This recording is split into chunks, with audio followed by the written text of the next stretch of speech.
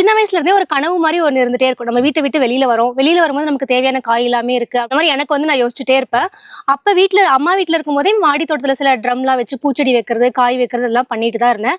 So ஒருவேளை அதனோட interest வந்து எனக்கு இங்க பார்க்கும்போது நம்ம இன்னும் நல்லா பண்ணலாங்கிறதுல இது வேண்டாம் அப்படின்னு நான் ஃபீல் பண்ணதே கிடையாது. அது ஃபார்மிங்க்கு வரதுக்கு அது ஒரு லீடா இருந்தது. கண்டிப்பா அது ஒரு ஆரம்ப கட்டம்னு சொல்லுவேன். சோ இதுதான் உங்களுடைய ஆரம்ப கட்டம் இல்லையா? அப்ப நீங்க சொன்னீங்க பாக்கு தோட்டம், தென்னந்தோப்பு இதெல்லாம் சொன்னீங்க. இப்ப ஓவராலா உங்கள்ட்ட என்னென்னலாம் ஃபார்மிங்ல இருக்கு? என்னென்னலாம் நீங்க பண்ணிட்டு இருக்கீங்க இங்க?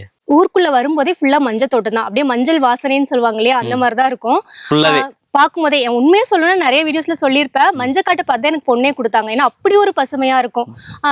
மஞ்சளுக்கு வந்து வேலை வந்து கொஞ்சம் ஜாஸ்திங்க, அதிகமா செய்யற மாதிரி இருக்கும். பட் அதுக்கான லாபமும் கொஞ்சம் கம்மி தான். அதனாலேயே நம்ம ஊர்லயே நிறைய பேர் பாத்தீங்கன்னா அந்த மஞ்சள் தோட்டமா பார்த்த இடங்கள்ல இன்னைக்கு பாக்கு மரமா மாறிடுச்சு. ஏன்னா மஞ்சளை கம்பேர் பண்ணும்போது பாக்குல வந்து கொஞ்சம் லாபம் இருக்கு அப்படிங்கறதுனால நிறைய பேர் பாக்குக்கும் மாறிட்டாங்க. இப்ப நம்மளோடது வந்து பாத்தீங்கன்னா மஞ்சள்ல இருந்து மாதிரி பாக்கு, தென்னை, வாழை அது மட்டும் தான் இப்ப இருக்கு. Okay okay.